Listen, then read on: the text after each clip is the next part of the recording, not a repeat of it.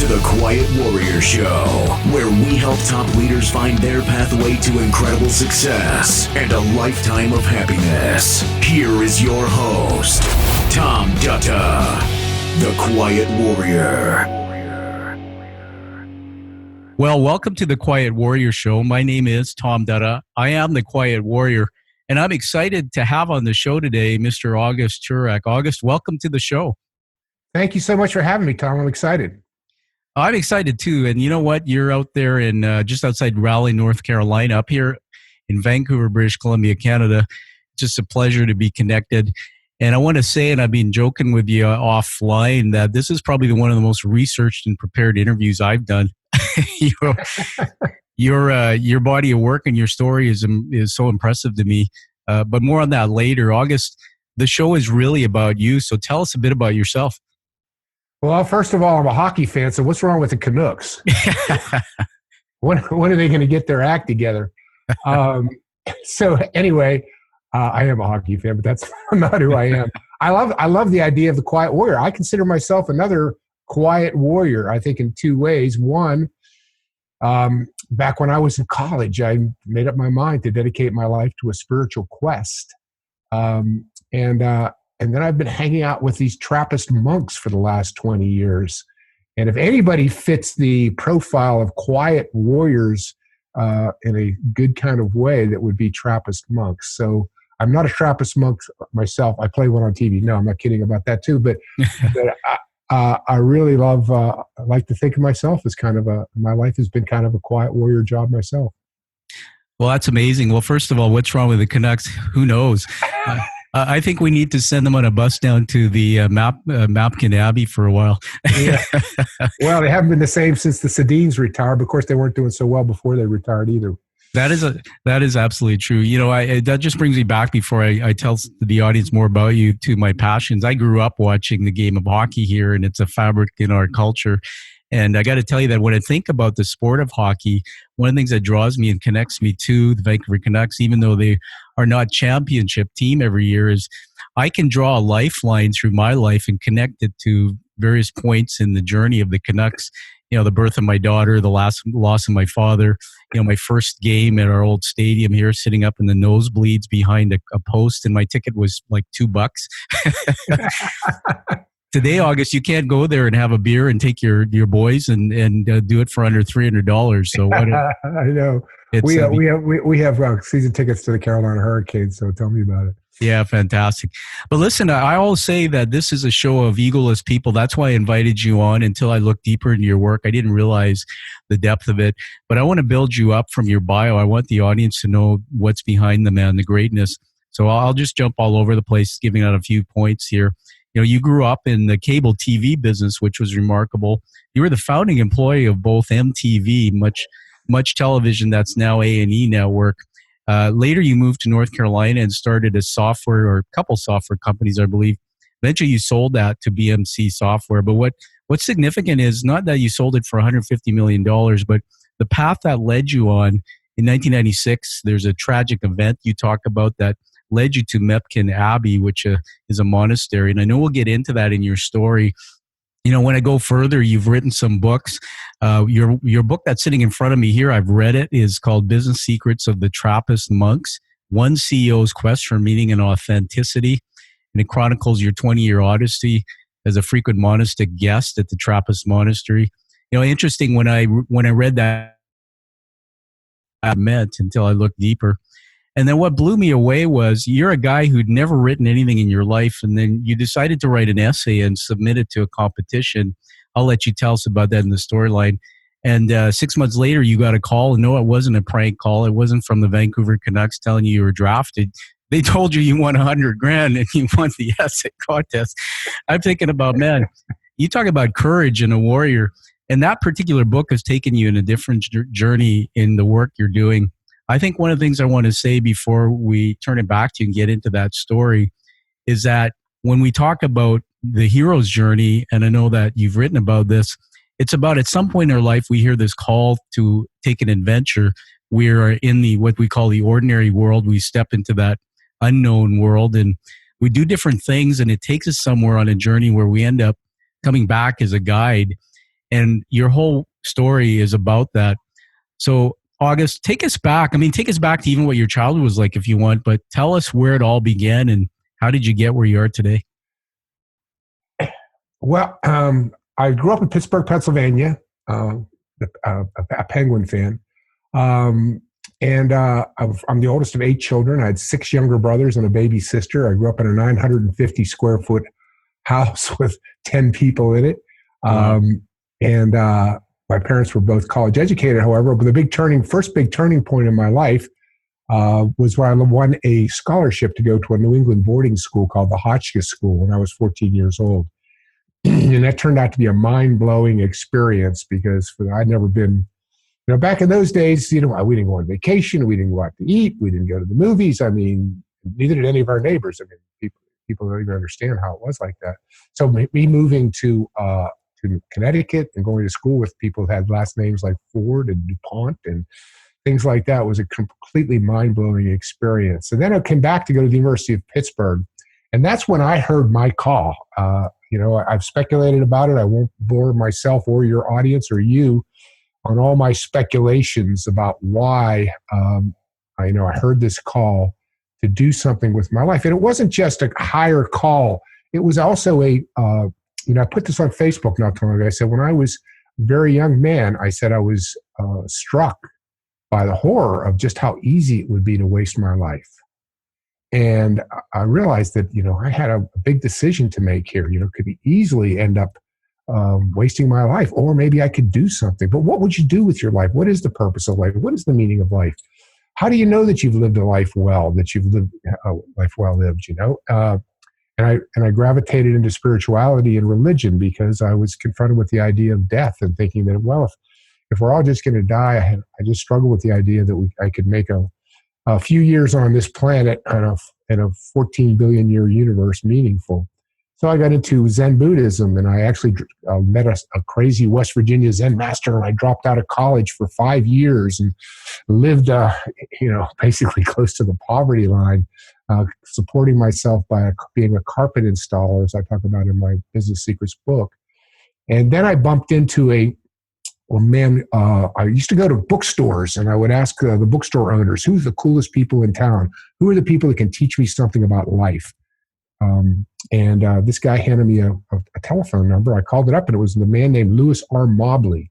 Yeah. He invited me out to his house, and it turned out that this guy, he lived on this big estate outside of Washington, D.C. I was in Washington at the time when I went to the bookstore. And he turned out he was the founder of the IBM Executive School, and he'd run it from 1956 to 1966. And this is IBM's glory times when they were the greatest company on earth, and he turned out all the executives that made that happen. But what really struck me about the man was that he wasn't that interested in business. He was interested in all these spiritual and philosophical and religious ideas and how they informed him about what human nature is about and how he could create leaders. And I ended up spending like 14 hours talking with the guy. And about 7 or 8 months later, or a year later, I called him up and I said, "Listen, Lou, I got a proposition for you." And he said, "What's that?" And I said, "I want to come to work for you." I said, "I'll find clients." He'd retired at 55 from IBM, primarily because he wanted to pursue more spiritual stuff. And I said, "I'll come and he had formed a little consulting firm." I said, "I'll hustle up clients for you for your consulting firm." I said, "I don't want you to pay me." I said, "All I want from you is teach me everything you know." And he said, "I'll go you one better." He said, "You come down here to Maryland." He said, "You can live in our guest house. You can eat your meals with my family and me." He still had some kids that were still in high school at the time. And he said, "And every morning I'll meet you in my study and I'll tutor you one-on-one. In the afternoon, you can go out and find us some clients." He said, "But I insist on one thing." And I said, "What's that, Lou?" And he said, "I insist on paying you." And I just got in my truck because I still was laying carpet at the time. And I drove down to to Maryland. And I moved in with him and his family. Spent 2 years working, sitting at the knee of the master in that sense. Then I went up to New York, and you mentioned I caught on with a fledgling company that was just starting out that turned out to be MTV Music Television. Yeah, exactly. But when I look back, I know the question I've gotten a lot.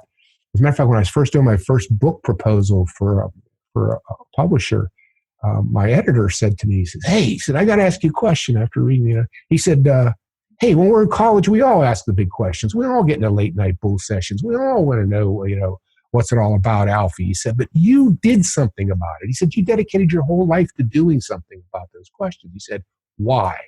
And I remember I said to him, I said, "I am a glib person. I have an answer for everything except that question. I don't know why." Something stuck with me, and even to this day, I said the biggest mistake that I think people make about me, and it's understandable, is that they consider me a businessman who happens to have some kind of a side interest in spirituality and hangs out with monks. No, I've never felt that way. I've always profoundly thought of myself as a seeker, as a quiet warrior who happened to be in business at times. Yeah, I mean, it's fascinating. I've just been making some notes here. I mean, the part about 8 or 10 of you in that 800 or 600 square foot house, I mean, some would say you had your own monastery when you were a child. I mean, and then hearing the call, I mean, that's the biggest part about this story, and we'll talk more about that.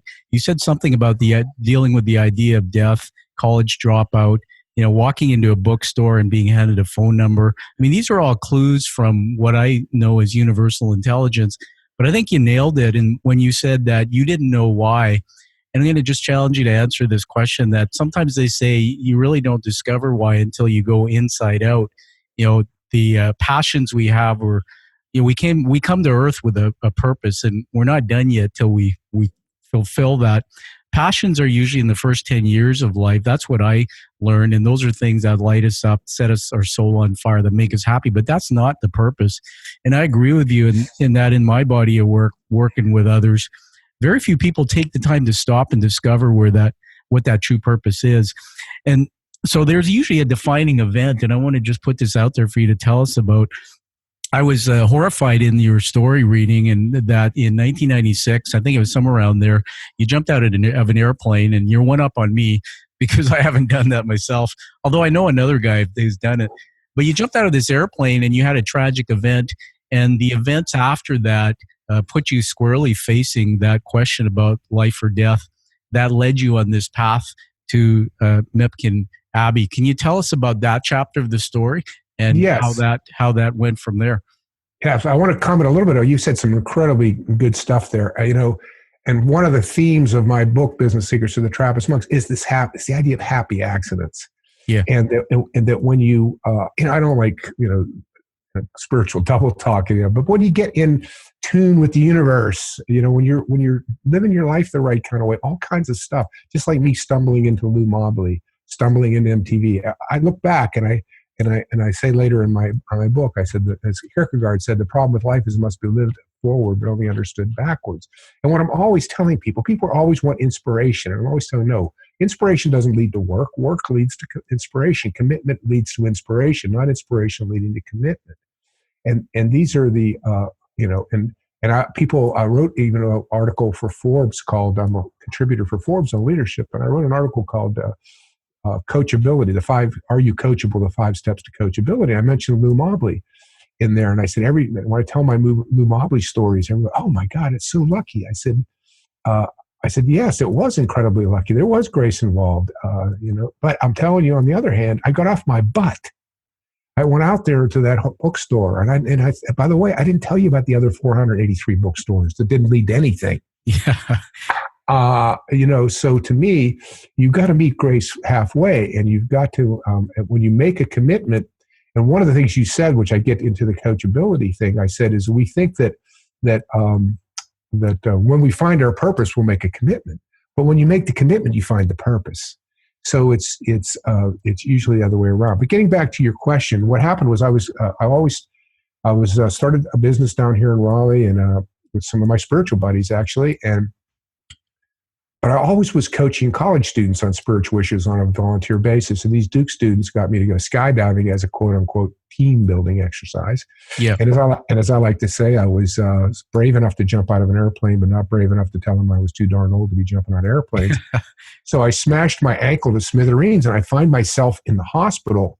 And for a week, I had 2 compound fractures of the ankle. And it's not nice to have your bone sticking out through your skin. But anyway, suddenly I'm having these horrible panic attacks. I mean, intense panic attacks, combined with this unbelievable depression, this sense of doom, gloom, being sucked down towards something terrible.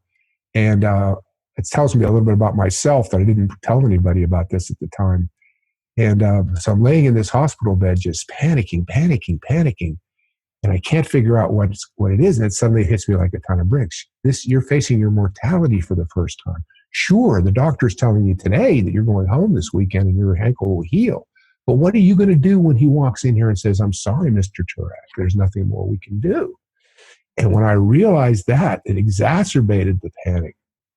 And then I said, oh my goodness, now let's reach back for all this spiritual stuff I've been doing, all this meditating and praying and fasting and looking for teachers and all the stuff I've been doing for the last 20 years. Nothing.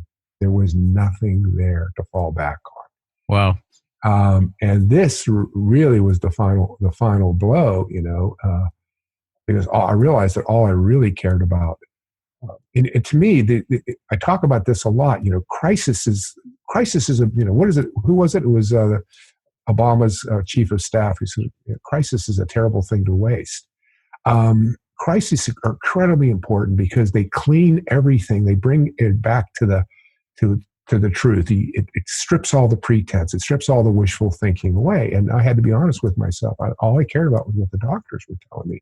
And one of these days they weren't going to help. So when I got out of the hospital, the panic went away, but the sense of impending doom was even worse, if anything. And felt the sense of exhaustion. It was just deep depression. And I was desperately trying, I'll tell you something that happened though, which this is the launching of what I now call my 2-year dark night of the soul. Yeah. And I need to write a book about this because so many things like what I'm about to tell you happened. About 3 months after I get out of the hospital, I'm on a stair climber. And I'm really intensely going on this stair climber because I'm trying to work off this doom and gloom and a sense of foreboding. And I had this terrible sense of foreboding too. And so I'm trying to work it off. And I'm working frantically on this Stairmaster. And suddenly I hear this voice and it says, "Not feeling too good, are you, Og?" And I would look around, and it's this guy that I knew from the gym. His name was Hugh, and he was a rednecky kind of guy in his 40s. Had long hair. He looked like a kind of a biker version of David Crosby before David Crosby got heavy. Had his mustache and everything, and he was like the kids call a hi and bye friend. You see him in the gym every day. Hi you, hi Augie, hi you, hi Augie. So he says to me, "You're not feeling too good, are you, Og?" And my first was to just say, "None of your business" type thing. And then I just was too exhausted and I nodded. He said, "Yeah, I call it the soul hole. Feels like your heart's broken, don't it?" Wow. And my God, it hit me like a ton of bricks. Here I've been struggling with this for 6 months. And that's exactly how I felt. But I hadn't had the words until he gave me those words. I nodded again and he says, "Well," he said, "I'm here to tell you that you're in for 2 years of so much hell, you'll be wishing you was never born." Oh my. He said, "But you're going to come through it to the other side. God's going to be waiting for you. And when you get there, you're going to love yourself a whole heck of a lot more than you do right now." Wow. And he turned around and walked away, and I've never seen that man again. That's, first of all, I'm going to let you stop and catch your breath there. I mean, the audience doesn't have the benefit of watching you on video like I do right now in the studio. I'm watching your body language there, and it's touched my heart. I got to tell you that while we catch up here, and I'm just going to build up on the story a bit, and then we'll get going again.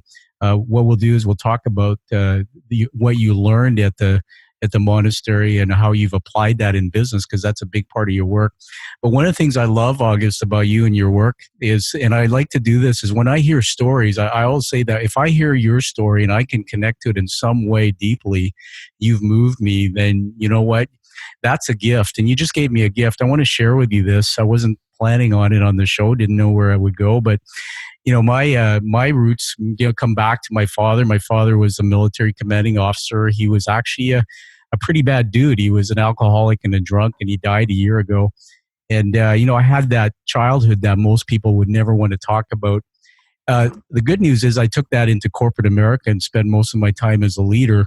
I started falling in what I call the leadership graveyard. I started having difficulty relating to people, even when I became a CEO, I was getting 360 feedbacks. And what I realized is the rules that applied in my childhood, as a toxic childhood, I took that into the real world and tried to apply it in business and leadership.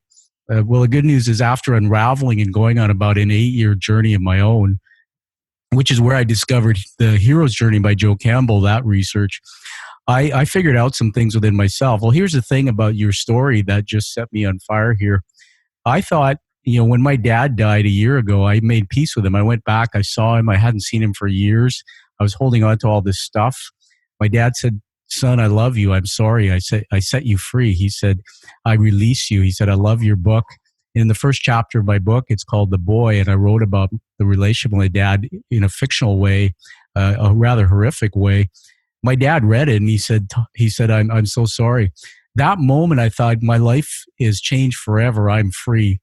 And so 6 months later, I'm doing a ride to conquer cancer. It's something we do every year here in Vancouver and different parts of the country. Got on a bicycle, rode 200 kilometers in 2 days, which is about 160 miles. Day one, I stay overnight in a motel, and I get in the bathtub, I slip and I fall, and I crack my head literally so hard I put a hole in the tub, and I got a brain injury. And since August last year, I literally have been dealing with, will I ever work again the way I did? Will I ever be the way I was? And over the last few months, I went into depression, was dealing with anxiety, and a lot of things you said about panic attacks and that feeling came back full force to me in a way that I've never experienced before. I remember sitting one night, and when you talk about the hole in the soul, I remember saying that to myself, that, you know what, I've carried a hole in my soul since I was a kid. I've been a successful guy, but when I released my dad, I thought that hole would close, and it didn't. And I'm seeking and I'm looking for answers. I would sit in the morning with my wife watching a religious show and saying, "God, please just show me the way." And then your book came into my hands, and I read it, and it stopped me in my tracks. And then now that you've told that story, I'm at that point in my own hero's journey where I thought I knew what the purpose was, and now I'm still searching for it. So that's why I want to honor you and tell you that your story is such a great one, because everybody hearing what you've said, I can tell you, August, that there's going to be thousands of people who hear this interview that will say, "That's my story. Dude, I want to hear what you did to move forward." So before I give it back to you, and thank you for letting me share that with you, I want to say that I printed out some notes from your book, and one of the things I read in those notes was really about the most important secret of Mepkin Abbey's success. You talk about things in there about faith and trust and ethics and a whole bunch of different things. Tell us when you showed up at the monastery, how you took that learning and discovered what that purpose was, how you turned that into the work you're doing today to help other people in their lives. Well, it's a series of happy accidents again, Tom. I mean, I like to pretend that I'm smarter than I really am, but I always say that people talk about surrender and how important surrender, and believe me, surrender is extremely important. But I tell people, you can't consciously surrender. You can no more consciously surrender than you can kill yourself by holding your breath. Yeah, surrender is something that happens to you, and it happens to you when you're completely fought out trying to do it the wrong way. You'll finally let go.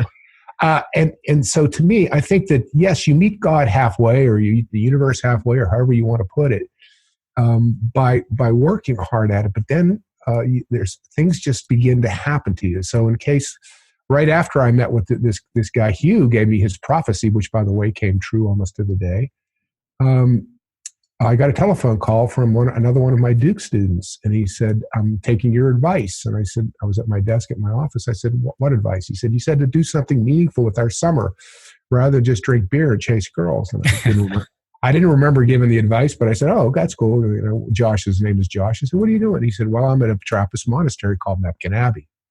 And there was something about his voice, Tom, and the state that I was in. And I just blurted out, "I got to come." And he said, "When?" I said, "Now." And then I realized it was Wednesday, and I was at my desk. And I said, "Oh, maybe this weekend." And he said, "Well, let me go ask Brother John." And that was the first time I heard Brother John's name. And so he came back a couple of minutes later. He said, "Brother John said, come on down." And so I went down there the Friday. That Friday, it was like a 4.5, 5 hour drive from my house to Charleston. Monasteries right outside Charleston, South Carolina. And I kept going back. Now, I wasn't going back there, by the way. And then eventually applied for what's called monastic guest status. And monastic guest at Mepkin Abbey means you're not just there as a retreatant. They have a beautiful retreat house. It's welcome. They welcome everyone to come down there. It's volunteer even to pay. If you don't want to pay, you don't have to pay. But they also have a monastic guest program. And the monastic guest program means you get up at 3 a.m. with the monks, you wear a robe, they give you a hooded surplice to wear. You get up at 3 a.m. with them, you go to church 8 times a day with them, you go out and work in the fields in their farm with them. You do every single thing that the monks do. And the only thing you're excluded from is very private meetings that they'll have about business or things like that, about monastic business. And I applied to go down there in the Christmas of 1996 for like 4 weeks. And I went down there for 4 weeks. And that's when I had the encounter on Christmas Eve with Brother John that ended up becoming 10 years later, or 8 years later. You're right, by the way, this was 1996.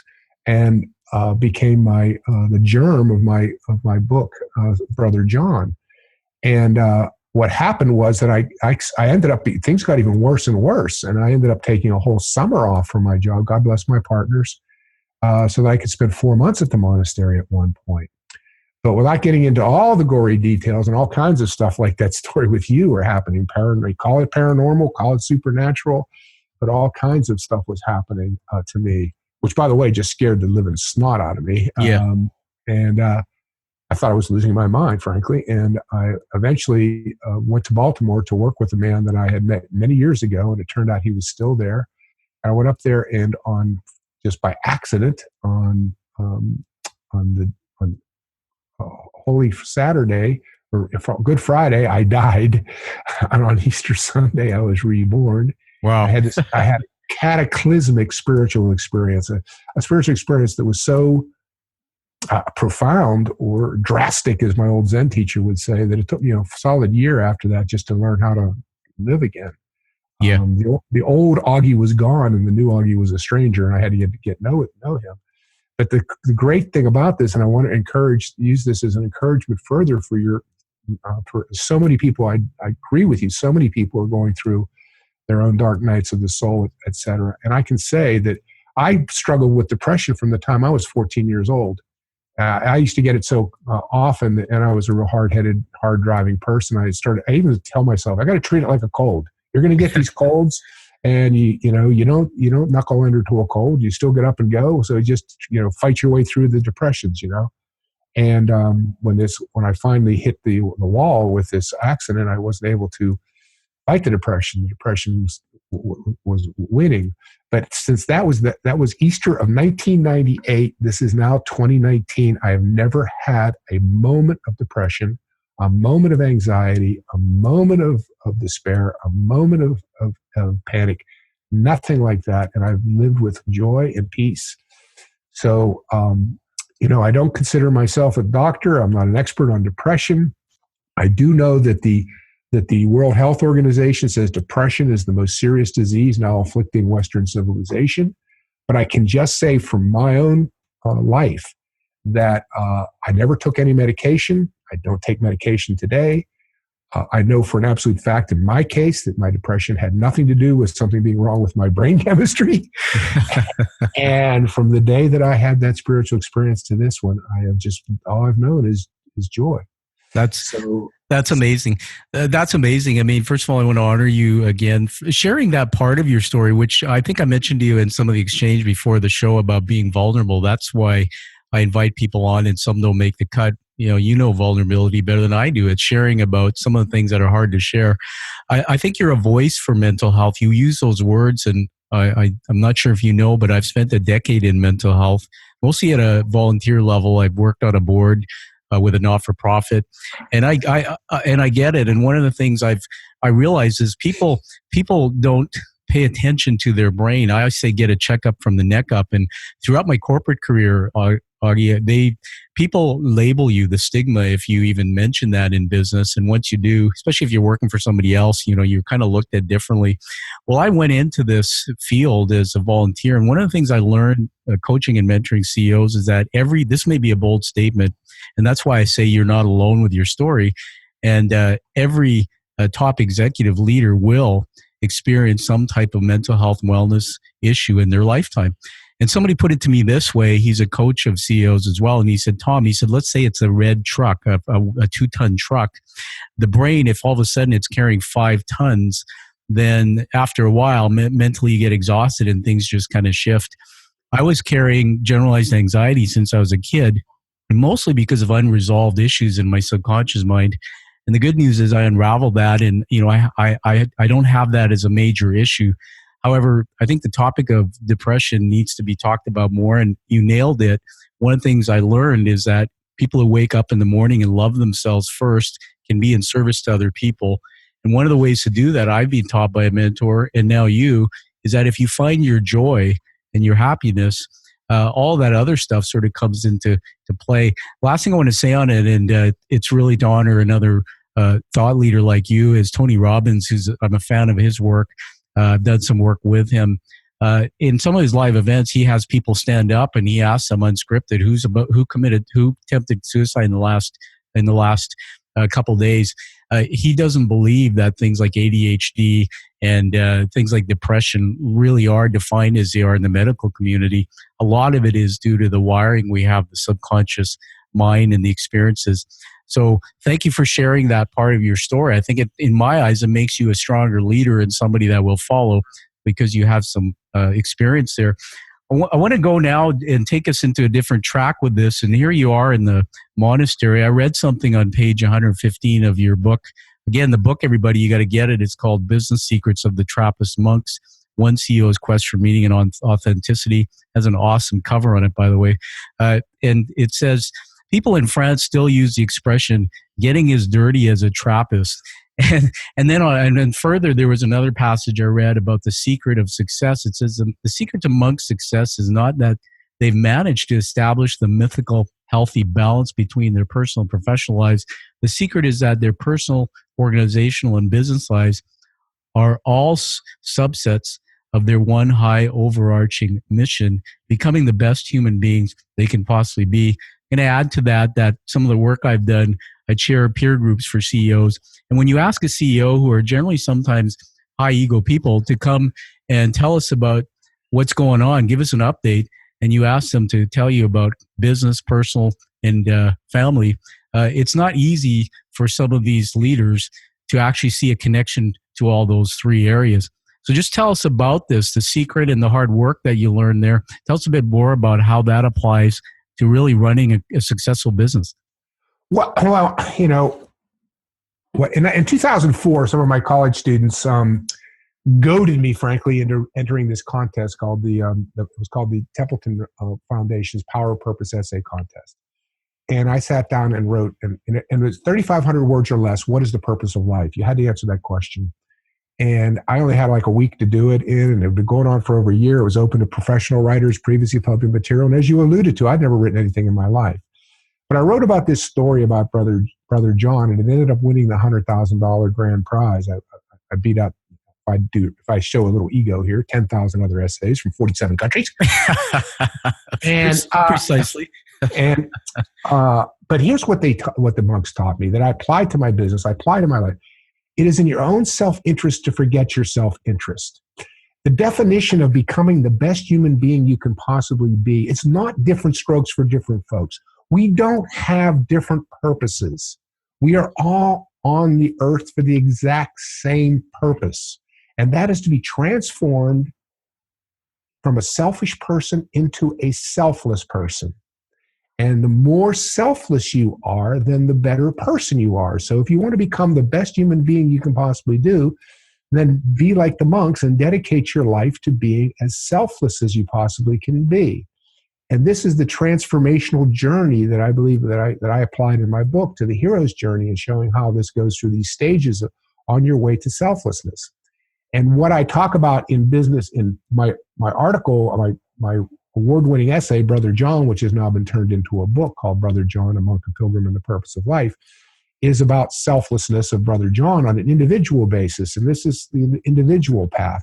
I then later wrote this book for Columbia Business School called Business Secrets of the Trappist Monks, where I apply the same selflessness to an organizational thing. And the more selflessly, it's in your own self-interest to forget your self-interest. I came up in sales, for example, Tom, and I was good enough at it, throw another ego thing, and I was on the cover of Selling Magazine at one point. Yep. And every great salesman knows that the more he forgets himself, forgets his commission, forgets his product, forgets his quota, and fanatically focuses on selflessly serving his customers' needs, quotas take care of themselves. Commissions take care of themselves. This is the byproduct. Let's take leadership, for example. I'm a leadership contributor for Forbes magazine. Most people think that, I want to be a leader. Why? Because I want to get ahead. I want to make more money. I said, no. The purpose of your job as a leader is to make other people successful. The greatest leaders lay in bed at night thinking, how can I make Tom Dutta successful? How can I make Joe successful? How can I make Mary successful? How can I get Patty promoted? Not how do I get myself promoted?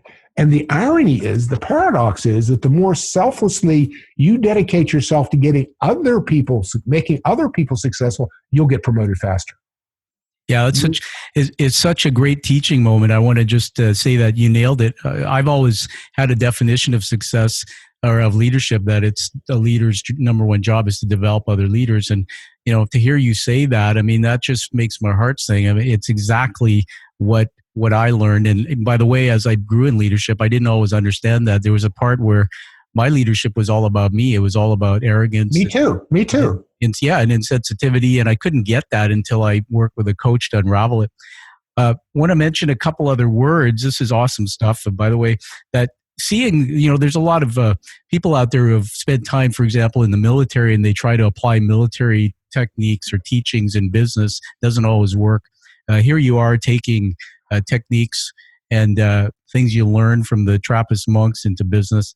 And a couple of things you mentioned is the word faith and ethics. Now, these are words that are mentioned in most business books. And when I read that, I went, okay, same old.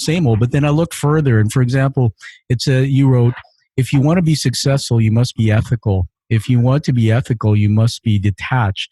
You cultivate detachment by rooting yourself in something bigger than yourself and your personal concerns. And then under faith, believe in a religious proposition like the virginity of Mary is a static model, but it is the dynamic model of faithfulness, faith in action, that is far more important to the business success of Mepkin Abbey. Just tell us a little bit more about faith and ethics.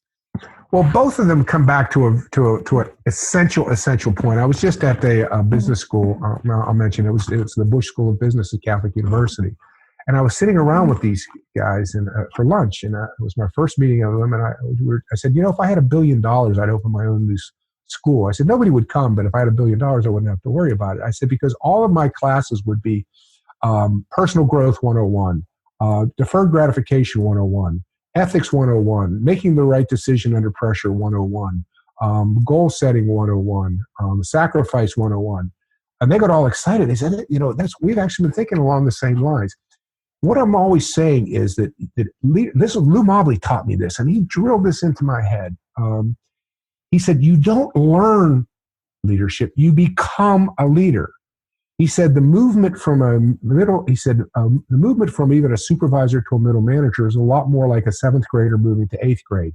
It's a knowledge thing. You learn a little more, now you're a middle. He said, but going from a middle manager to an executive is a revolution in consciousness. You must become a leader. But caterpillars don't learn how to be butterflies. They become butterflies. Acorns don't learn oakhood. They become oaks. And what the monastery understands is that we must become ethical people. We must become detached people. We must become faithful people. It's a process. That's why I use the model of the hero's journey. You go through this process of becoming. I said everything is longing. Everything in life is about a longing for transformation. Every acorn longs to be transformed into an oak. A caterpillar is longing to be transformed into a butterfly. And human beings are longing for transformation. If you want motivation from people, if you want passion from people in your organization, you have to tap into their longing for transformation. But there's three kinds of transformation. When a thirsty man drinks, he transforms his condition. When a poor man hits the lottery, he transforms his circumstance. But when Mr. Scrooge wakes up on Christmas morning an utterly new man, he has experienced a transformation of being. And it's this transformation of being that we all ultimately want. And what has happened to Mr. Scrooge on Christmas morning? He's gone from a selfish SOB to a selfless guy. That's the transformation. That's what all these movies that we line up to see, whether it's Groundhog Day or The Devil Wears Prada, or all these movies that I cite in my book, these are all, we glued, and we spend billions of dollars to sit there and watch people be transformed from selfishness to selflessness. And that's a dead giveaway to me that that's what we all really want. But it's a becoming. So what we need is a process. We need to tap into a process that helps us be transformed, not just a learning process. Lou Mobley said that. He said, when he founded the IBM Executive School, he said it was 12 weeks of simulations, games, and experiential learning. There was not a single book, not a single lecture, and not a single test. Wow. So this is the absolute the secret to it, and we still have not woken up to this idea. And I wrote another article for Forbes that I highly recommend to people if they're interested in what I'm talking about, which is called "What Every Leader Must Know About Personal Development." And in that, I said, the hardest thing about being interviewed is people oftentimes ask me on podcasts and stuff, what do I do for personal development? And I said what makes it a difficult question for me is the assumption that behind the question is that I really want to get rich, so I do this personal development over here in order to get rich. Yeah. I said, no, that's completely ass backwards. My whole life is personal development. The riches came as an accident on the side from the fact that I've dedicated myself to personal development. And that's this becoming process that I'm talking about. And that's how you have to become a faithful person. By the way, I wanted to also just mention in passing real quickly that one of the things, my process, probably what I like most about Business Secrets of Trappist Monks, is I walk my reader through exactly how I applied all these lessons to my own business. And this precludes the criticism that, of course, that I was expecting I was going to get, that, oh, you're a tree hugger, oh, you're all about selflessness and everything. That's because you're some jerk college professor who never made a payroll. No, I made payrolls with this philosophy. Not only that, I took $2,500, me and my three partners, and turned it into, as you said, eventually $150 million. And actually in a very short amount, about 10 years. We never took another dime of loans. We never took any more investment money. We never put any more of our own money in. So this process that I'm talking about works, but you got to work it. You got to work the process.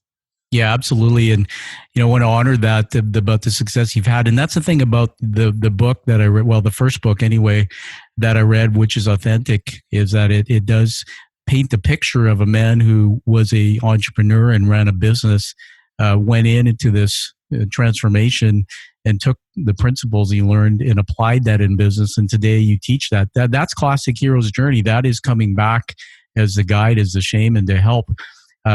A couple of things, and I want to really plug your second book, Brother John, for a moment, if you'll let me do that. Just a couple of the quick things here. One of the things that you wrote is, I've spent my life searching for the deep structures that knit all religious traditions together, and every tradition considers self-knowledge an essential aspect of a spiritual path. And I think I was going to ask you that question. You said everybody asks you, how do you do professional development? This is really just a statement based on what you've said, so the audience knows what I saw in that. I have the benefit of reading somewhere about you that you wrote this essay that won the $100,000, and somebody said, wow, you only had so much time, days to write it. And then somebody put it in perspective, said, no, he's been writing this for most of his life, for 35 years. That, sir, is the essence of self-knowledge, of learning. And you understood the need to go on a path. You're a seeker. And I think you're right, and you nailed it. My experience is, maybe less than 5% of people actually get off that unthinking treadmill, particularly of business, of high stress, and do things different to seek and learn and find that path. Well, you said something before that I really wanted to comment. Well, you're absolutely right. And it's not just true of you, and it's not just true of me. It's true of all of us. Yeah. one of which is the thing is that we carry our issues, whatever those issues are. And I learned this by reading a lot of Carl Jung stuff. And the more I would read Carl Jung, by the time I finished reading, I said, "Oh my God, everything's projection. We're projecting everything. We think that I'll give you an example. My mother was extremely intelligent. I owe so much to my mother. She was well read. She was a college educated. She was a lover of the English language, everything. So I want to get across here. My mother was very sophisticated. But my mother had a very hard life with all these kids and not much money and living in this house. And my mother used to sit and read magazines like Better Homes and Gardens and stuff like that. And I'd talk to her a little bit. And I finally, years later, I said, I know what she was doing. She felt that if she could ever get all the furniture arranged right, then our family would be happy and everything would, work out. She wanted to redecorate the house. She wanted a bigger house. And I'm not saying she didn't deserve a better decorated house. She certainly did. But you don't make things happy by rearranging your life. This gets into the idea that if I just had more money, or if that girl would just look at me, we carry our issues and we think we can work our issues out in the world by rearranging the furniture. It doesn't work. It comes back to us getting our own head right and our own getting rid of our own issues, this self-knowledge thing. And the point I also make in the book a lot is that, yes, introspection is very important. Working with a coach or a therapist is extremely important. I've done it all my life. Right now, my God bless my teacher, Father Christian, who I mentioned in both of my books, he died recently at the age of 100. So for the first time in my life, I'm currently without a coach. And but the most important thing I believe you can do in terms of self-knowledge is put yourself in play. That when you jump out of an airplane and you crack your ankle, then you find out whether you believe in God or not. When you're under pressure, and that's why I liked about business. I talk about this. Business to me, whether it was carrying a sales number or being on straight commission, I wanted the pressure.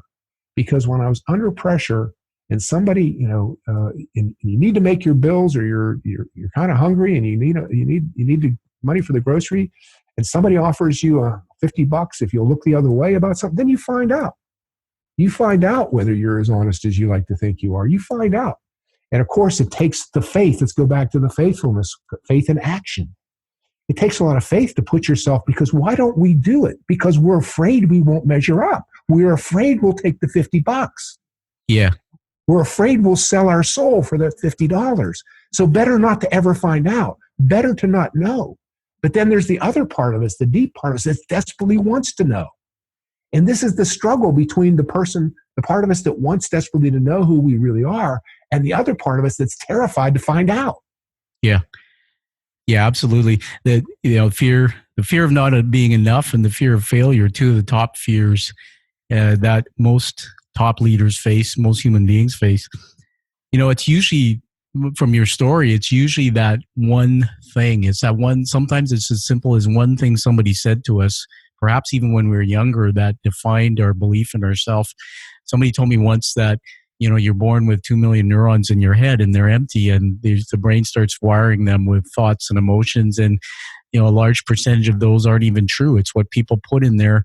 And I think it talks to exactly what you said. What a great teaching moment, that you have to believe in yourself and you have to do that tough work. So I'm going to ask you one more question. I'm going to give you a minute to think on this, because I want to read something else off of paper while you're doing that. But I believe that character trumps everything in leadership. And let me define character. Character to me is when you learn something that is not innate in your personality. For example, if I was a leader who wasn't able to be assertive in a positive way, and so learning to be assertive in a positive way, or perhaps you're a leader and you're not patient, so you have to learn to be patient. Developing character, not just developing something you don't have innately, but it's understanding maybe your top 2 or 3 limitations in your personality, the things that maybe trip you up in relationships with other people.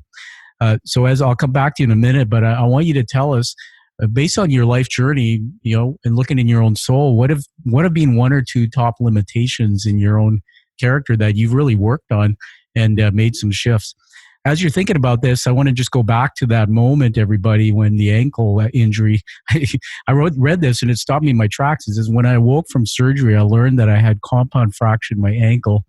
you drove one hell of a lot of energy through that ankle. They said, the surgeon said, we used 13 pins, and in some places the bone was so crushed that all we could do was press the little pieces back in place like a mosaic.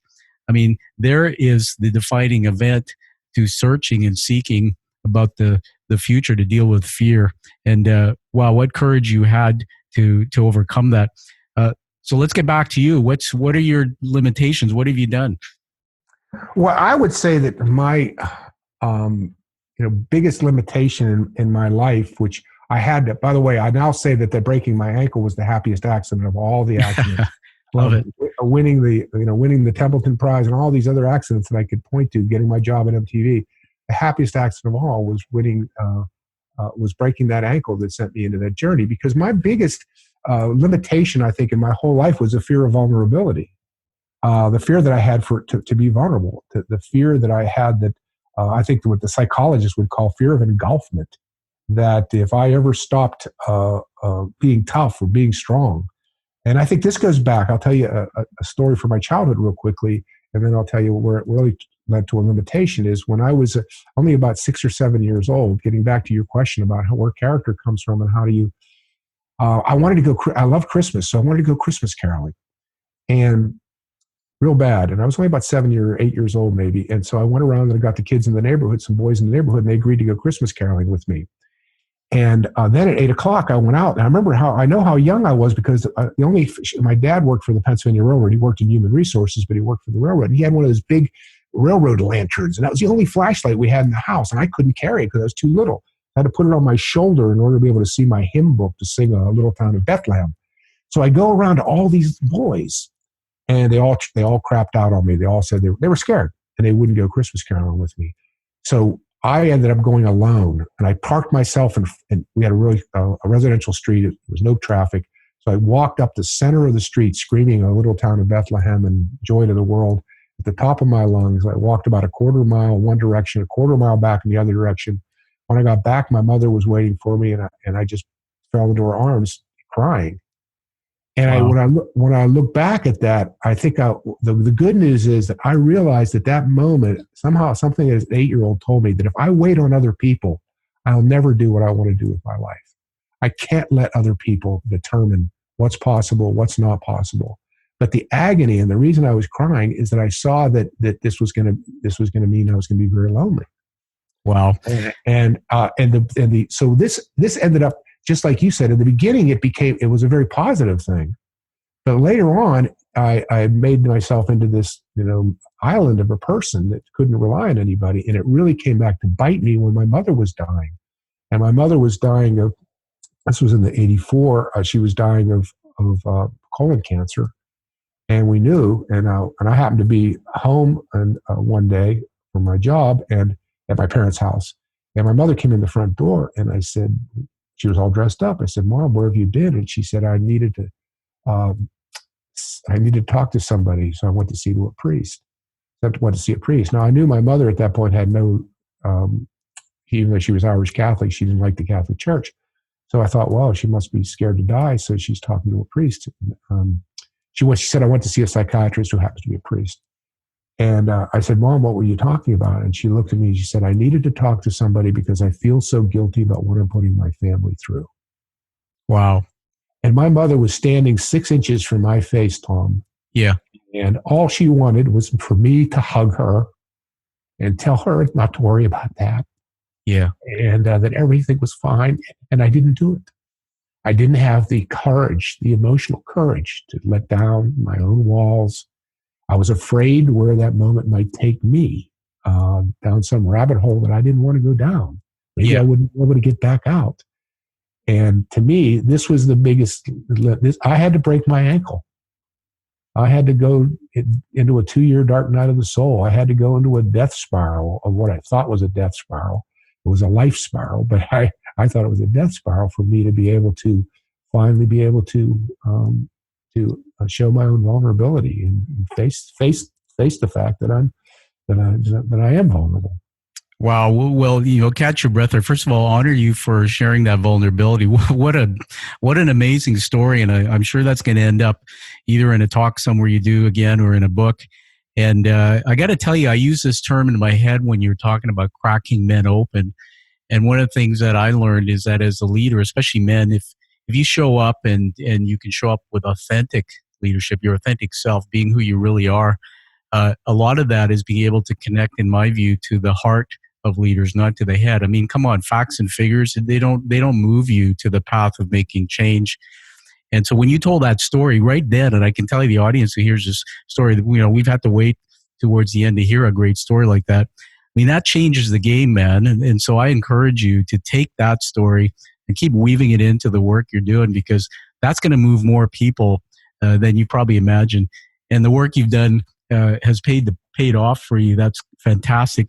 I want to put you back on the stage in New York when you receive that award. So have some fun with you as we wrap this up.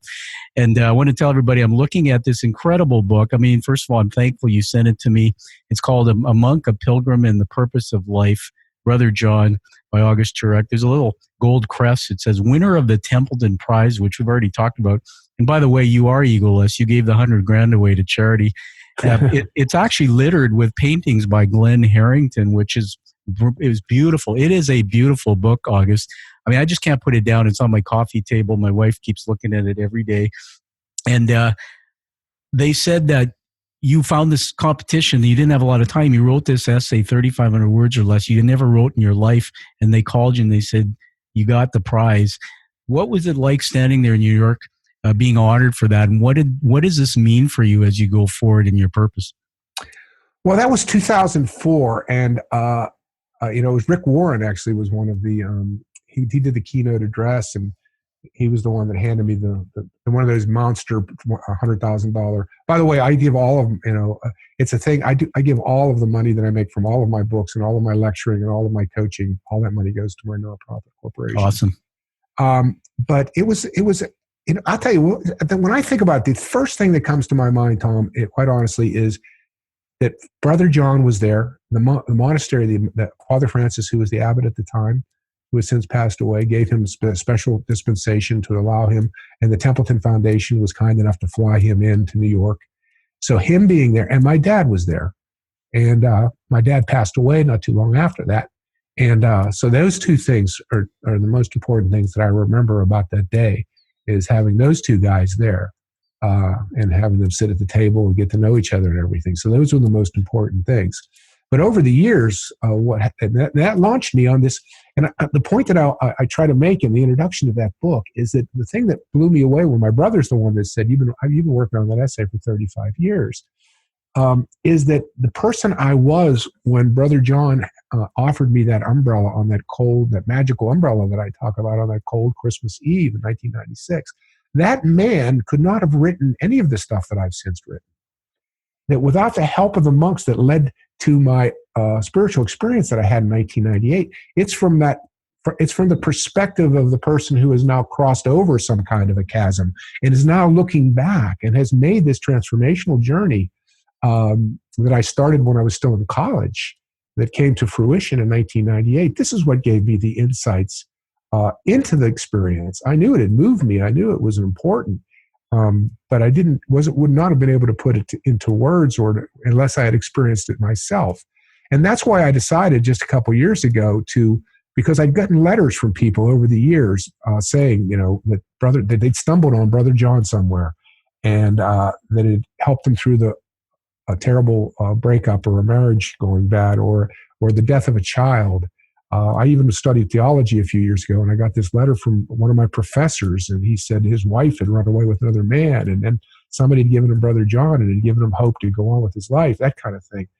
And so finally somebody drove 6 hours, an executive vice president from a bank, BB&T Bank actually, he drove 6 hours to thank me for writing Brother John. And it turned out that his wife had walked out on him and completely blindsided him, and he'd been suicidal. And he read Brother John, and that led him to the Business Secrets, and that led him to spend 3 months himself at the monastery. He knew Brother John, and the monks turned his life around. So he got in his car on the way home, way out, and he asked the monks where I lived, and he drove to my house here in Raleigh, which would have been a 5 to 6 hour drive for him, and to thank me. And I said to him, I said, you make me feel guilty too. I'm a very, very humbled, but I also feel guilty. He said, why? I said, I have a candle under a bushel basket. If it has this kind of effect on it, it can help somebody like you. It should be helping so many more people. So it was when he drove away, this was two years ago, this coming August, that I called the woman who runs my nonprofit. And I said, Melissa, we've got to get this essay into more people's hands. But how do you get it into more people's hands? You have a 3,500 word essay. It's not long enough for a book. But what if it was illustrated? What if we had an illustration, And again, happy accident. I was talking about this yesterday in an interview. To this day, Glenn Harrington is the multiple award-winning artist who did 22 oil paintings for that book. I've never met the man, Tom, to this day. Wow. And he lives in the woods north of Philadelphia someplace. And somebody, I don't even remember exactly how I ended up talking to him. He got very excited about the project. He's the only artist I talked to. Very excited about the project. He said, you can't do art about spiritual stuff anymore. Nobody wants to. Everybody's secular. Nobody wants art. He went down to the monastery, took photographs. He was so excited to do the project. And but what do I know? This is I'm going to get one chance to pick the right artist. And this is the first and only artist I've talked to. And so I called my nephew, who works for Scholastic, a big publishing house in New York. And I said, Jamie, what can you find out about this guy, Glenn Harrington? He calls me back 2 days later, Tom. He says, this man's famous. He's done 400 books. We pay him 15 to 20 grand to do one cover for one book. And he wants to do 22 paintings for you? Yeah. He said, grab it. He's a multiple award-winning artist. So we collaborated, and he did all the artwork and the design work. And it's just been spectacular, the reaction to people to the art. I mean, I get a little jealous. I mean, I had this woman that got an interview yesterday, and God bless her. She went on for 20 minutes about the art. And I felt like saying, hey, what about my essay? What about But I'm so pleased that the people have loved the art so much. And Brother John, the message in the story there is so uplifting to give people, again, so many people say that the way they identify with me. I'm the broken person who goes to the monastery, and Brother John offers me this umbrella, and then how it turned my life around and everything. It can, miracles happen, and they can happen for you. Yeah, absolutely. Thank you for saying all that. It's such a beautiful book to look at, and I encourage everybody to get that book. And boy, I tell you, I don't know if it's online in audiobook or anything format. But interestingly enough, I just cut a deal with Susie Bright at Audible, and they're going to do an Audible version. Oh man, she did Business Secrets as an Audible version, and I never reached out to her because I thought, wow, the paintings are so important. Maybe she wouldn't want to do an audio version, but they are going to do an audio version. Well, that's fantastic. Again, it's a beautiful book, everybody. So I'm going to let you catch your breath now and relax while I wrap this up, and I'll give it back to you for one last word. There's so much, and we've doubled up today, and it's worthy. And I want to just tell you, there's a saying, if we were in a bar having a beer and I had a couple and I had the courage, I'd probably fist pump you and say, I love you, man. maybe even you'd get a hug out of me. But here's the thing. I mean, in my body of work, and we're fellow authors, we met through connections. I like to say I'm an authority on the hero's journey, and I took my own journey. And here's what I see in your story that maybe others can't until they take that journey. Here's a guy who's had incredible success. I mean, building companies, failure, success, selling for 150 million. I mean, your background is classic success and leadership. But there is that one thing in your story you said where you had a defining moment, a personal moment where you couldn't show vulnerability. You couldn't hug your mom. That one defining moment set you on a pathway. Your lack or limitation of vulnerability held you back in your mind, despite all that success. And there you were, jumping out of an airplane, breaking your ankle, and then finding your way to Mepkin Abbey, doing all that self-knowledge development work on yourself to really come back and learn the power of selflessness and vulnerability, infuse that into your brilliance, into your business experiences and teachings. And look what the world and the universe now has given you as a platform to go out and teach other people. I think that one thing and those few things you talked about teaching leaders how to be vulnerable, how to show and connect to the hearts and minds of others is so powerful. And the world needs more thought leaders like you. So I have some words here I want to honor you with. I write them down as you're talking. They're not scripted. these are leadership words. The first one is trailblazer. I mean, doing what you did, going to the Abbey, taking what you did there, and turning it into this. Wow. 2 is you're a connector, connecting dots and people. 3 is vulnerability. I mean, you're a picture of that to me. And I wrote down selfless, of course, servant leadership, selflessness. I mean, it comes out of you. It's all about what you are, which is awesome. So, August, to give you the last word, tell us anything you want to say as we wrap up, but tell us where people can get a hold of you and your body of work. Well, first of all, one more plug for the books, Business Secrets of the Trappist Monks, One CEO's Quest for Meaning and Authenticity, and the other one is called Brother John, a Monk, a Pilgrim, and the Purpose of Life. I have a website. It's called augustturak.com. That's August like the month. Turak, T as in Tom, U-R-A-K. That's one word, augustturak.com. I'd also urge your listeners to, if they're interested in what I've been babbling about, they can go to Forbes.com and Google my name, August Turak, and I've got dozens of articles that I've written on all these subjects for Forbes.com. I'm also on Facebook. I'd love to hear from people if they want to link up with me on Facebook or LinkedIn. That's awesome. And I also want to recommend everybody that you find this show on iTunes. Give it a rating to honor August's body of work. And everybody find that true passion like you hear from August. Find that purpose as he did and live the life that you deserve and desire. Thank you, Augie, for being here. Thank you so much, Tom. I loved every second. Did a great job. All right. Thank you. Thank you for listening to The Quiet Warrior Show. Create is a motive-based leadership development firm. www.kreat.ca